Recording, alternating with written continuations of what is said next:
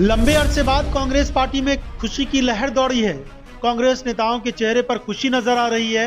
अक्सर कांग्रेस छोड़ बीजेपी में शामिल होने वाले नेताओं की खबरें आती रहती हैं, लेकिन इस बार एक बड़ी और खुशी की खबर ये आई है कि उड़ीसा के पूर्व केंद्रीय मंत्री श्रीकांत जेना कांग्रेस पार्टी में शामिल हो गए हैं। श्रीकांत जेना की कांग्रेस में घर वापसी ऐसे समय हुई है जब लोकसभा चुनाव 2024 करीब है और इसी साल उड़ीसा विधानसभा का चुनाव भी होना है। कांग्रेस में वापसी करते ही जेना बीजेडी और बीजेपी पर जमकर बरसे। उन्होंने कहा कि उन्हें यकीन है कि इंडिया अलायंस बीजेडी और बीजेपी को हरा देगा। कांग्रेस में शामिल होने पर श्रीकांत जेना ने कहा कि उड़ीसा में बीजेडी और बीजेपी अब खुलकर साथ आ गए हैं। मुझे भरोसा है कि कांग्रेस और इंडिया गठबंधन बीजेडी बीजेपी को मात देगा। इस चुनाव में वो बुरी तरह से हारेंगे। उड़ीसा में कांग्रेस अच्छा प्रदर्शन करेगी।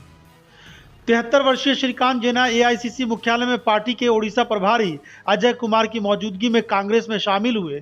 श्रीकांत जेना न केवल कांग्रेस पार्टी के नेता हैं, बल्कि वो ओडिशा में सामाजिक और राजनीतिक रूप से भी एक महत्वपूर्ण नेता हैं। श्रीकांत जेना केंद्र में पूर्व पीएम विश्वनाथ प्रताप सिंह, इंद्र कुमार गुजराल, एचडी देवगौड़ा और मनमोहन सिंह के नेतृत्व वाली सरकारों में मंत्री भी रहे हैं। श्रीकांत जेना जी उड़ीसा के बहुत ही कद्दावर नेता में से एक है और सिर्फ कांग्रेस पार्टी के नहीं, सोशली पॉलिटिकली बहुत इंपॉर्टेंट लीडर है। उन्होंने कांग्रेस पार्टी को उड़ीसा में हमेशा मजबूत किया है। Orissa is a Congress state. जरूर हमको और मेहनत करने की आवश्यकता थी, इसमें दो राय नहीं है। No communalism by and large and no casteism despite SC, ST, OBC population 80-90% के आसपास है और SC, ST तो 27 प्लस 26 है तो 40% प्लस है। तभी भी कास्टिज्म उड़ीसा में नहीं है।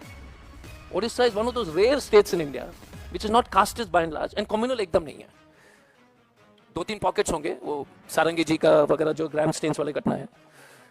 So you will see a lot of interesting things in Orissa hopefully.